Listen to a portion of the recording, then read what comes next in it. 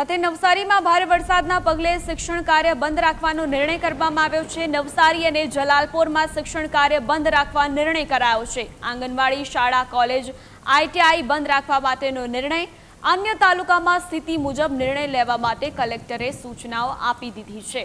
તો નવસારીમાં ભારે વરસાદના પગલે શિક્ષણ કાર્યને બંધ રાખવાનો નિર્ણય કરવામાં આવ્યો છે। સ્થિતિ મુજબ નિર્ણય લેવા માટે કલેક્ટરે સૂચનાઓ પણ આપી છે। જે રીતે વરસાદની આગાહી કરવામાં આવી છે તેને જોતા આ નિર્ણય કરવામાં આવ્યો છે। જલાલપોરમાં રજા જાહેર કરી દેવામાં આવી છે કારણ કે ભારે વરસાદના કારણે અહીં તમામ રોડ રસ્તા બેટમાં ફેરવાયા છે, જેના કારણે શાળાએ જતા બાળકોને પણ મુશ્કેલીનો સામનો કરવો પડશે, જેના કારણે શાળા કોલેજોને બંધ રાખવાનો નિર્ણય કરવામાં આવ્યો છે। અન્ય તાલુકામાં સ્થિતિ મુજબ નિર્ણય લેવા માટેની પણ સૂચનાઓ આપી દેવામાં આવી છે।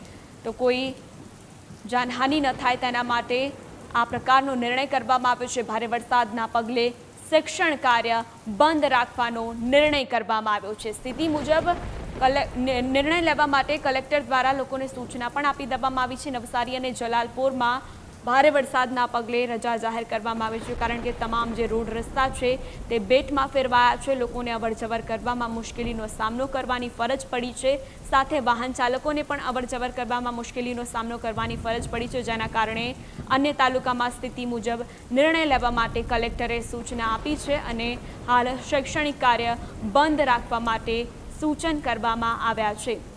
તો અહીં ગુજરાતમાં અનેક જિલ્લાઓમાં ભારે વરસાદની આગાહી હવામાન વિભાગ દ્વારા કરવામાં આવી છે અને ક્યાંક ભારે તો ક્યાંક અતિ ભારે વરસાદ વરસી શકે છે।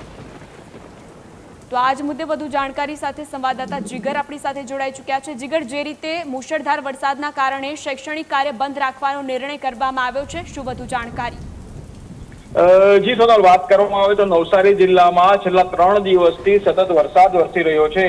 ગત રાત્રિના રોજ વરસેલા ભારે વરસાદને પગલે નવસારી જિલ્લાના નવસારી તાલુકા અને જલાલપોર તાલુકામાં શિક્ષણ કાર્ય બંધ રાખવાનું જાણકારી જિલ્લા કલેક્ટર દ્વારા ટ્વીટ કરીને આપવામાં આવી છે। ખાસ કરીને વાત કરવામાં આવે તો નવસારી જિલ્લાના જે તાલુકાઓ છે તેમાં લગભગ 3 થી 4 ઇંચ જેટલો વરસાદ વરસ્યો છે।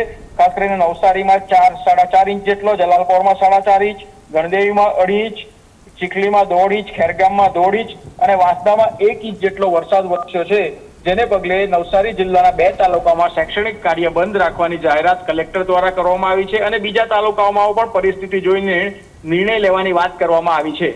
જી સોનલ। જી જીગર, માહિતી બદલ આપનો આભાર।